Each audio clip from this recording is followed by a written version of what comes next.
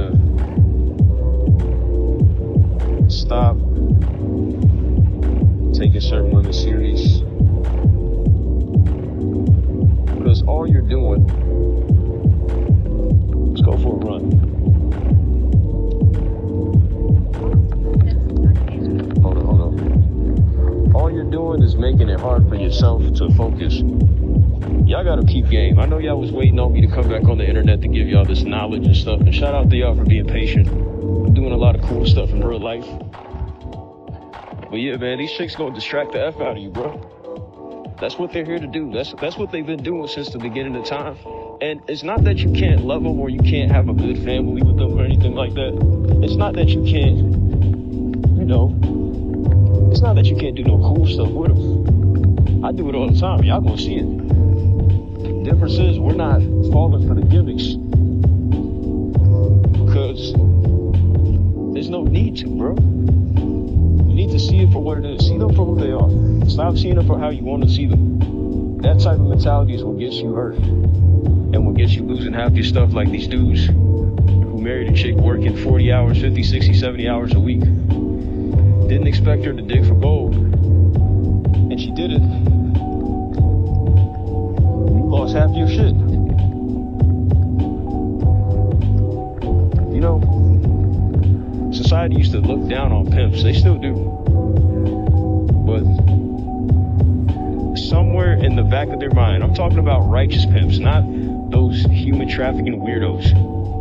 They're evil. But the righteous pimps, they had some type of self-awareness about female nature from the dawn of time. They knew that they were self-interested. And they just found a way to capitalize off the self-interest. Study Machiavellian law, study Machiavellian principles, and you're gonna realize most women operate under those principles, whether you want to believe it or not. It's cold. I was just scrolling on YouTube, looking up some Machiavellian stuff. It was on my feed, and I just heard a video of them describing certain things, and I'm like, yo, this sounds just like women. That's the crazy part. I'm saying to myself, well, damn, if they're that evil, which, people could say, oh, people like to throw ad hominem attacks at self-aware people because you're not supporting the system that capitalizes off your ignorance and arrogance. You're not supporting the matrix from a pawn state of perspective. You are a fully aware person and you're understanding the game, so it's hard for them to run it on you. It's like sales. From day one, you've been sold everything at birth. You've been sold that you have to be this way. You've been sold that that woman will never cheat on you if you marry her, if you get in a relationship. You've been sold that these women genuinely care about men for who they are. And as we can see time and time again, you go on TikTok, Instagram, whatever. It's, if you ain't got this, you're not getting this. If you're not this, you can't get that. They only talk about morals after they wasted all their good years, doing everything aside from that. And shout out to the women who actually live with morals. Look, none of us is perfect. This is not to say that you got to be a perfect person, but it's just being honest. If you want a person to take you serious, just be honest about who you was, who you were, and who you are, so that they know what kind of deal you're getting into. The problem with a lot of women who do the moral thing after running up the mileage is that they want to lie about their past. No, be honest about it. If you had a train ran on you, be honest. So the guy could at least know you had a train ran on you. So he could possibly know what to do with you. See, that's the problem in dating today. Most women are not honest about what happened. So the guy think he got a virgin. Whole time, this is a full-blown freak. You think she's innocent just because she go to church. You know how many hoes I see in church that grew up in church, understand the Bible, got the Bible verse tatted on, right? And they're good women. Trust me. Listen, I know it sounds funny, but they're decent, wholesome women. They just are hoes. But y'all want to take them serious and put rings on their finger, not knowing that she still has a lot of hoeing to do. And that's her choice. You can't let her, don't try to stop her from doing what she made a huge decision to do. You have to understand that being a hoe comes with benefits. Yes, it is bad in the moral sense, but let's just be brutally honest. Women have been exchanging sex for goods since the dawn of time. This is a natural order of the world. People just found fancy ways to mask this shit. Marriage is no different than prostitution. It's just the woman takes your shit from a longer time rate. They're not doing it instantly, just like the chick at the strip club or the chick that you meet on Fig or on the block, whatever. And most men need to know this. I actually wrote it in one of my books. I might put in if you ask me for the book link, I'm gonna put it in the description or somewhere in the comment section. But I wrote in one of my books that marriage and prostitution is the same thing. It's just the women takes whatever you got during different intervals and the stages of your life based off of your self-awareness. The key is to not be any of the men that has anything taken away from them. The woman should add on to you. See, that's where, again, not justifying pimping, not saying you should go out there and pimp hoes. No, but the pimp had wisdom about the nature of woman to the point he never got sidetracked by the seductiveness of it. It's almost as if Adam didn't listen to Eve, but he said, we're gonna make all this money together. You know? But yeah, y'all just gotta realize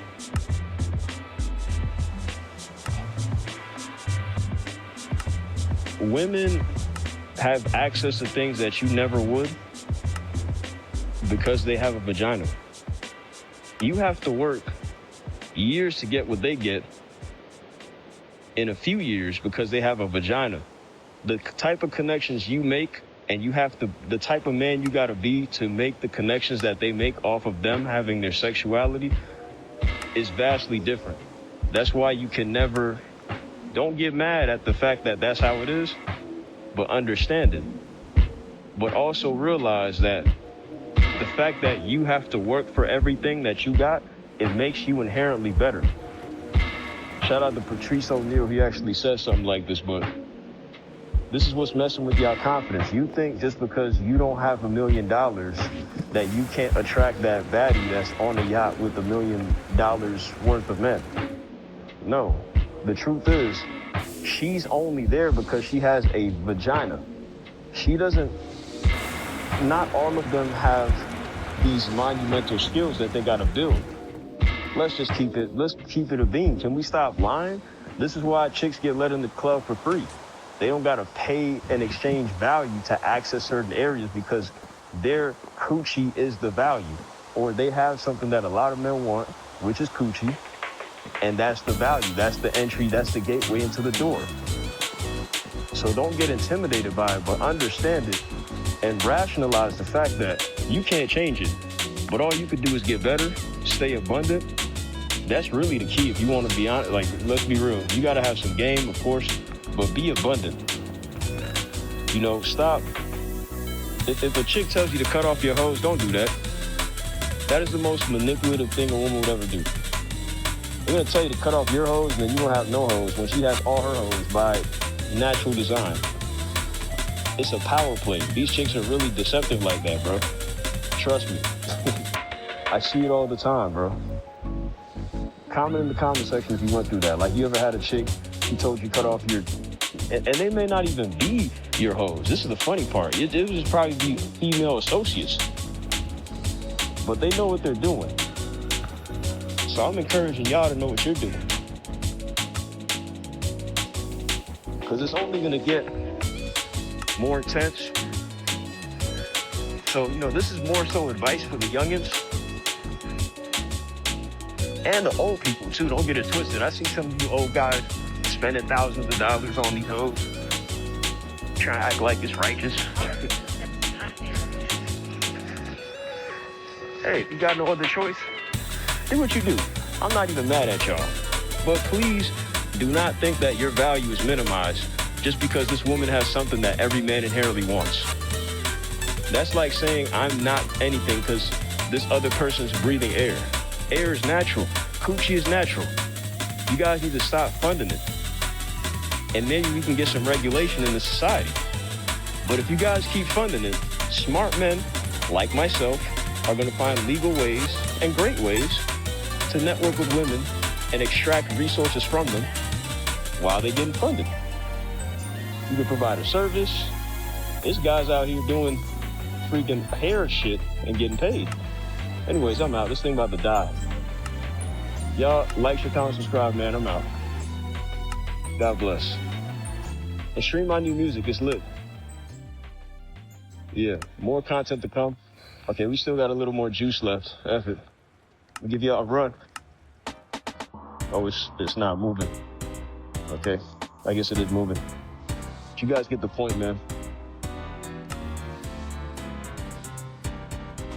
It's Giga. We out.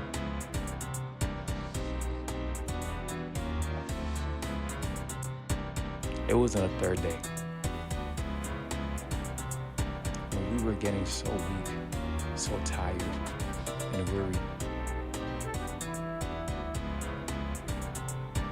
that we seen light. Exactly 16 years ago, on January 12, 2010, there was a massive earthquake in Haiti. It was a magnitude of like 7.0, I believe. And it was really devastating. And I'm sure for the Haitians that may be watching this, knows exactly what I'm talking about. But it was just so crazy, yeah. Like, at the moment, when everything was going down, I was at home with my two brothers, my stepdad and my dog and my two maids, I believe. And me and my brothers, we were in the living room, I believe. And we did not know what was going on. Out of nowhere, suddenly, y'all, the ground just started shaking. And it was a scary experience. I will not lie to y'all. It was really scary. Like, we did not know what was going on. At first, when everything was shaking, me and my family and I, we stayed on the top floor. So I was looking at the balcony. In my head, I was like, do I just run? It was like a survival instinct. Do I just run and jump down the balcony? And oh man, who knows? If I had done that, who knows what would have happened, y'all. Mind y'all, we were on the top floor. Again, like, I don't know how many stories, but we were on the top floor. But I stayed in place because I could not move. Me and my brothers, coincidentally, we were all in the same location in the living room. And after everything was shaken, after everything fell down at home, everything was crushed, everything just fell down, broke down. But after all that went down, me and my brothers, it's like it was three of us in that enclosed space. And what kept like a block or the cement from falling on top of us was like a cabinet that we had. And the cabinet kept like our ceiling. Oh man, it's like, just thinking about it, y'all, it's like, it's tough, like, it's crazy. All I can really say is that God is amazing. It's a cabinet that was there that kept the ceiling from falling on top of us. And this is not gonna be a long testimony video, to be honest. But I had realized when I woke up this morning that today was January 12th. My auntie had told me. And I was like, wow, 16 years ago, I was in Haiti under the rubble with me and my brothers. And to continue on with this testimony, we were under the rubbles for 3 days, right? We were under the rubbles for 3 days. And we were crying out for help in Creole, in English, and I believe even in Spanish. Like, we were like, help us. Because back then we had like some English teachers that was teaching us English. And we were crying out for help throughout the whole 3-day process. And I believe it was in the first 2 days where we could hear our stepdad, right, singing and giving praises to the Lord. And we called to him too. And he had responded. But I believe on the second day or on the third day, we couldn't hear his voice anymore. And Just speaking about it, obviously it's kind of tough. I gave this testimony before, but it was a crazy experience, and obviously not to really keep this video long, but I've gained a good amount of followers and new supporters on this channel, so I guess I felt spirit led to give this testimony again. But it was on a third day.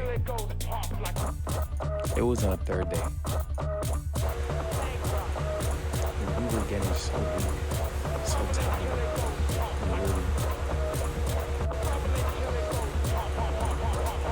that we seemed like, to be honest, the space that we were in, it was so enclosed. It was just enough.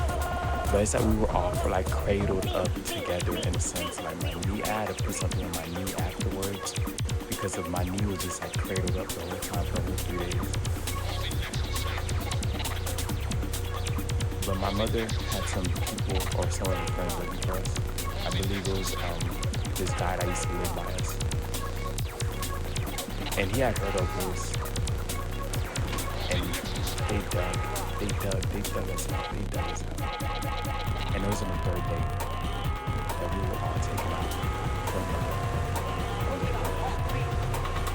and it's a beautiful thing because I'm here today, 16 years later.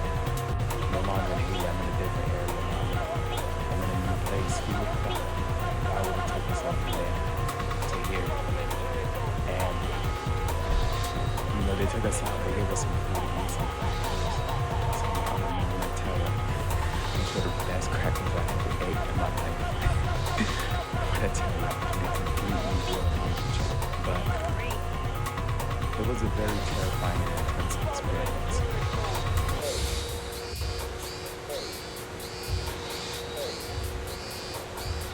But glory be to God, He had a plan for us. And I know He still has a plan for us, for me and my brothers.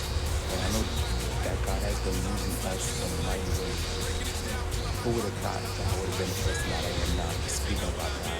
I always believed in God, preaching the word and devoting my whole life to the Lord now. Coming out of Haiti, now in America. The Lord is so good, and He will turn any bad situation around for good. Now, obviously, there's more details to this story, but that was really just the main gist of it. How we were stuck in the rubbish for 3 days. On the third day, we were risen. Not like Jesus, but y'all get what I'm trying to say here, like only Jesus could have done what Jesus done, all glory to Jesus. But it's a beautiful thing, and it's a nice reference in a sense, right? God is good. God is good. The Lord is good. The Lord is our shepherd. We shall not want. I know that God not only has plans for me, but has plans for every single one of y'all that is watching this video is very much. You have a testimony, you have a story, and God has been using your testimony for His glory. Your story is God's glory. It don't matter where you're at right now in your life. You may feel like you're at the lowest point in your life right now, but the Lord has plans for you. But you must commit your ways to Him. You must surrender and commit to Him. Trust in the Lord, and He will act. He will make a move on your behalf. But you must trust in Him and seek Him day in and day out. Day in and day out. God is good. He is so good. And just a little detail I wanted to add on the story is how when my brothers and when the rebels were fighting, it's like He was punching the rocks, try to protect us and keep us safe. My brother is, he's a hero as well. Shout out to him. But, it's like when I think about the whole situation, it's crazy. It's crazy. A cabinet that just was being cut. And that cabinet was the Lord's hand upon our lives.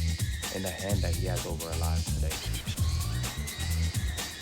So I just wanted to give this testimony to just bring light in a sense, right? If you feel like you've been in a trial or tribulation, or in a season of isolation and loneliness, or in a season of just famine, or whatever it may be, your toughest season yet in your life, We all go through these trials and tribulations, but the Lord delivers them out them all. Psalms 34:19. Many are the afflictions of the righteous, but the Lord delivers him out them all. It don't matter how bad your troubles may be, my friend. The Lord will vindicate you. He will save you. He will heal you. Whatever it may be, but trust in his word. By his stripes you are healed. You have been made whole. You are a new creation in Christ.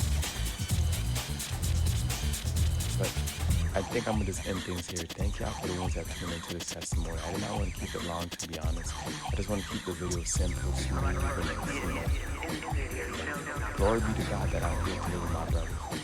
You know, unfortunately, my stepdad did pass away. My dog, my maid.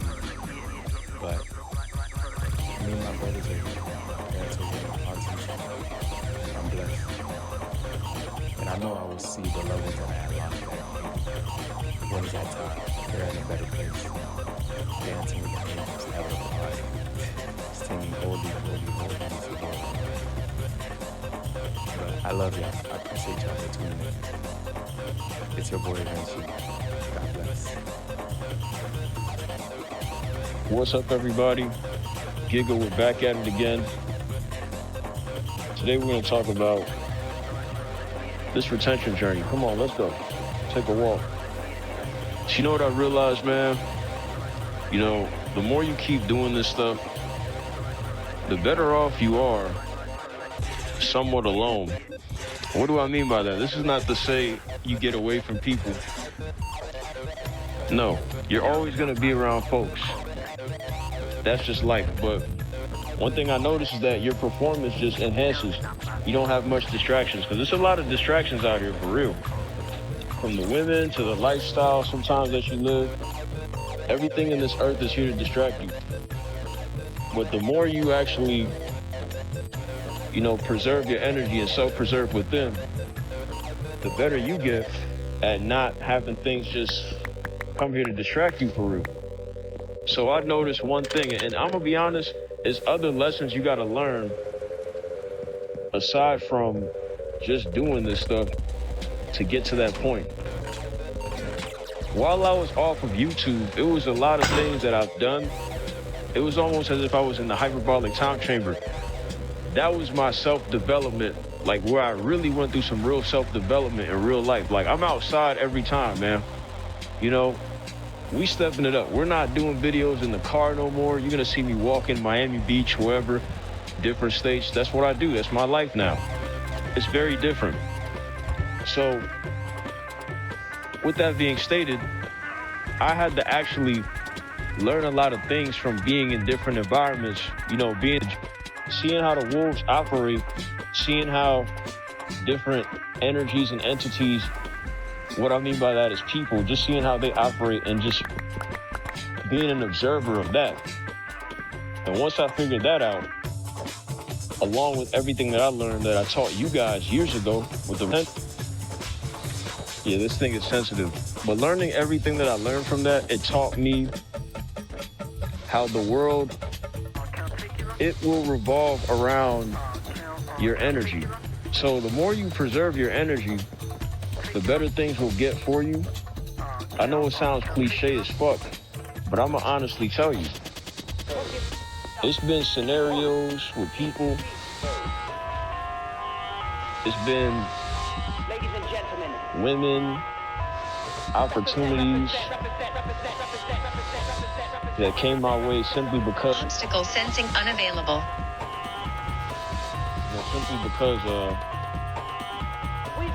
I was disciplining my energy. And the more that I did it, the better stuff got, for real. Another thing I want to mention is that y'all can't be doing this stuff and expecting the world to just bend to your will off rip. You got to be active. You got to go outside. You got to hit the gym. You got to do some type of, you got to make use of your energy. A lot of you, you're so narrow-minded with this shit. Y'all get on the internet, see a bunch of people talk about it, and not do anything with the energy. This is why I don't take most of the creators talking about it that serious, because they're just regurgitating everything but not really, you're not showcasing difference. And you can see it in the art. I'm gonna drop a music video. You're gonna see me with a music video with the same fit on. I'm putting forth that energy into something, whether you like it or not. And that's another thing. F what the world gotta say. It is your job to impose whatever will you want into the world. Obviously, if you're righteous, make sure it's righteous. But that's the point. A lot of people, they're not even really using that energy. They're just sitting at home, being unproductive. So it's almost as if you don't have anything going on, you know, because you're not finding a way to utilize what you got. It's a lot of big stuff coming, man. And I also took a break from the internet to get this information to teach to y'all. Cause see, if I didn't get it,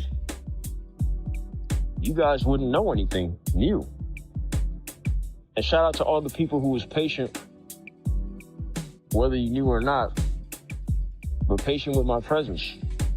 You can't rush greatness. God is gonna have to put you through a bunch of tests to see what's in your heart. So while you even doing this stuff, it's a lot of people who want the instant glory. They want the instant, gratification, the instant whatever. But you haven't even been tested yet. You have not even been tested. So how are you gonna know what you are or what you got unless it's tested for real? That's why when it comes to this energy, you got to make sure that you preserve it in such a way that it's resourceful. Because you never know when you're going to need it. And look, we're men. There's going to be points where you're going to find a beautiful woman you want to share that with, that energy with. But I'm going to keep it a beam, man. I'm realizing, and this is what I learned through the experience of being with a lot of women, is most of these chicks just want to steal your energy, bro. It's not even that they care that you're saving it. They know they can harness it, whether it's subconscious or not.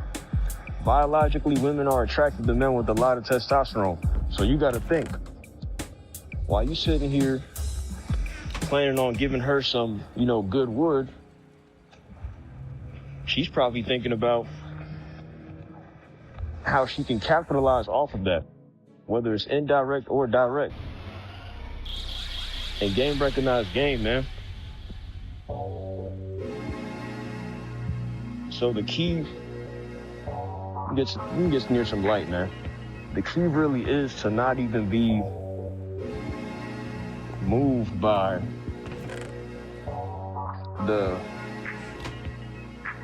I wouldn't even call it temptation, but don't be moved by the fact that everybody wants a piece of you. That's just how the world is. We naturally have something great. It's a lot of women who have vagina. Obviously, that's a dumb thing for me to say. They obviously have that. But that's their superpower, right? As you can see, their superpower lets them do whatever the F they want to do. They can get in the clubs for free. They could get on OnlyFans, make $1 million. That's their power. Your power as a man is your nuts, bro. So what I've realized is that every time you bust a nut, and I know it sounds funny, but every time you bust a nut, you lose a little bit of your power. But when you save it and you put it towards something great, you can make a lot of money, make a lot of stuff happen, have a lot of impact. And there's a lot of people on my page who still respect the art form of my presentation, whatever, based off of how I've preserved my power. Let me just continue to be a weak man and not preserve anything, y'all would have forgot about me a long time ago. The proof is in the pudding. I took a break from the social media shit because I didn't have clout when I was in high school. This is nothing. It was a lot of more internal, personal development things I had to work on that I didn't even know about while I was doing great stuff in life. I met your favorite celebrities. You know what I'm saying? I'm gonna keep it a bean. I had threesomes with some beautiful women. I've seen one of your favorite Instagram models naked. She let me rub her cheeks down naked with baby oil, no diddy. And you guys probably know who it is. I'm not gonna air out names. That's not my style. But you know, I did all that, and to be honest, it's cool, but it's in vain if it doesn't help you with your agenda. But what I've noticed is that energy is contagious, and obviously, when you got some good energy, everybody want a piece of it. Your job while you're on this journey is to make sure that the right people get a piece of your energy. Don't just give your energy to any chick. This thing keeps moving. But don't put your energy into like random scenarios that don't serve the righteousness of your energy. It's people who are energy vampires, and they thrive off of like good energy. And I've been in rooms with celebrities, I've been in rooms with devil worshippers, being the only mother effer who really serves Jesus Christ. You know what I'm saying? Yahuwah, Yahweh. The good positive thing, right? I've seen it all, bro. And I'm just here to tell you, once you get to a level of not giving an F, because I'm right there right now, you're gonna see it. I don't care, because I know who I am within. When you've been tested thoroughly enough and survived enough tests, you know who you are before the test even came, because God gave it inside of you. And that takes a lot of trial and tribulation and information for you to realize.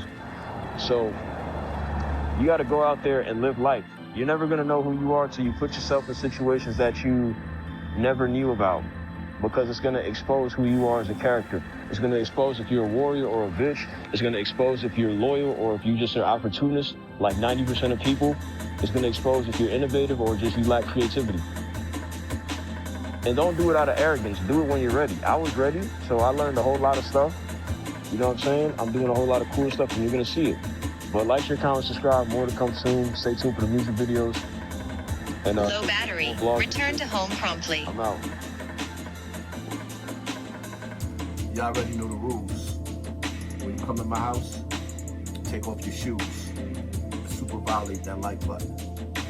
It don't cost you nothing to hit that like button. Shall we begin?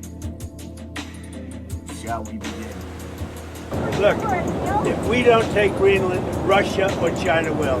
And I'm not letting that happen. If we don't take Greenland, Russia or China will take Greenland. And I am not going to let that happen. Yeah, sure, I'd love to make a deal with them. It's easier.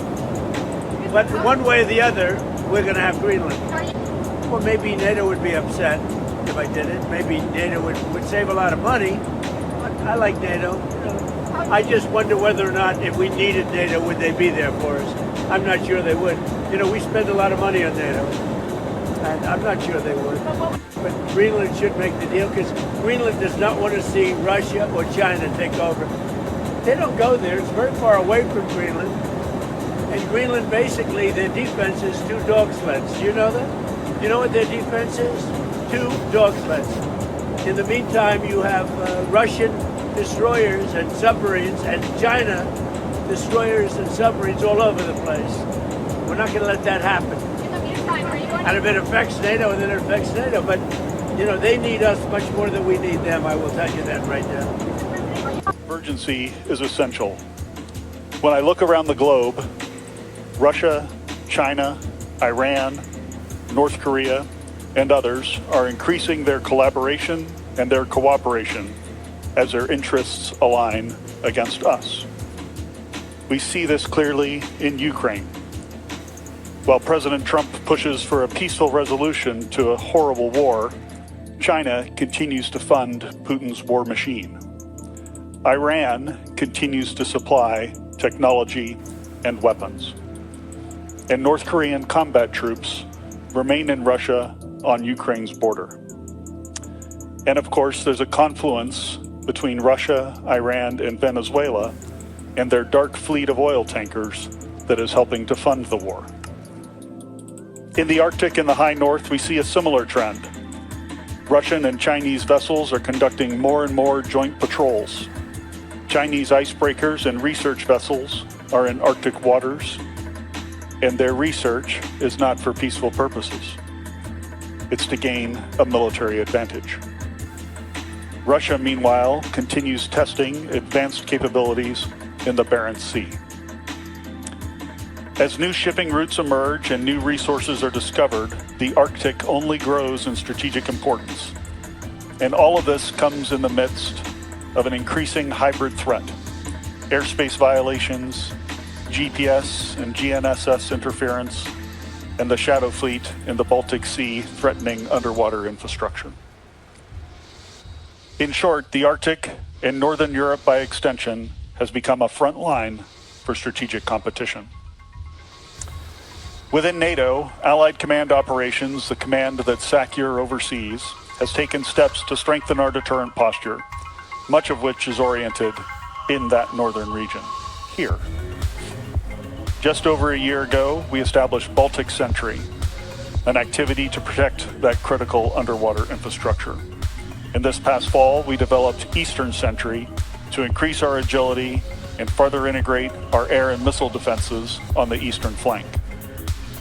More recently, in just the past month, we've realigned the boundaries of our joint commands, and now Joint Force Command Norfolk brings together NATO's activities in the Arctic under one command, allowing us to better defend all allies in Europe, in the Arctic, and the strategic approaches to North America. Allies are also working together closely on Arctic issues. At a recent Arctic Chief of Defense conference, we agreed to increase our understanding of activity in the Arctic, to enhance our domain awareness, and to increase our own activities and exercise. Oh, geez, we're about to have to come out of the woodwork. We're about to go to war on our land. I'm keep telling us, get prepared. We're about to rock. But we ain't exactly. It's about to be a real war. You know, like when you shoot and there's no running, you're gonna have to stand 10 toes down. We're about to see what a lot of people feel like. It's a lot of angry people in the United States. But they're about to give us what we want. So I hope everybody's prepared to go to war. Because it ain't gonna be no smiling. Ain't gonna be no internet no more. When this thing go down right here, the world will never be the same. And it's coming soon. People might look at this and laugh. I hope you will. I hope you're not worried. Your ass better be prepared though. Because people counting on you.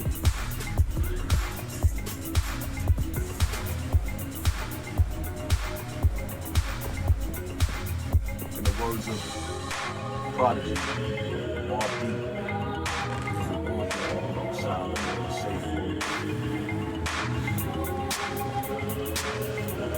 I always knew my life served a purpose. One of my favorite songs from Nas is All I Need Is One Mic. Well, God gave me that mic. God gave me the stage. God gave me this platform. God gave me this audience. It's safe to say it ain't safe outside.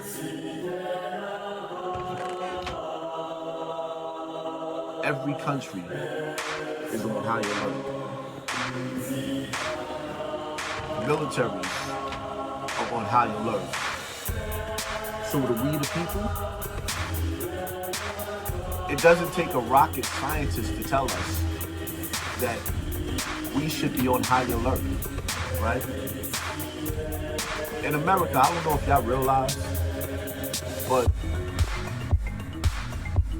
it's like when you hear the broadcast. This is a test. If it was an emergency, y'all know the procedure. I ain't got to go through all of that. America has been going through test runs forever. And more tests. Some of us, we live. Thank God Almighty, we lived through COVID-19. We done been on lockdowns. We just went through a situation where people was fighting to get their food stamps, letting you know that at any given moment, your food stamps could be cut off. All of this is a test. You gotta stay ready so you don't have to get ready. Because when things hit the fan, if you have to get ready, you're in trouble. And I want y'all to understand something, right? The power's going out. Ain't no ifs, Seems that the frantic ands, bludgeoning and you buts gave me about earlier it. has caused my The memory power to in America escape me. is going to go out. And they're predicting that the majority of the people is not going to live because the power went out. I can live without power. I don't know about you. I can live without picking up my phone and looking at social media and seeing a bunch of people that don't like each other and won't like, share, subscribe. I'm sorry, I can live without that. But what I can't live without is 3 days without water. 3 days without water. Where's your water supply going to come from?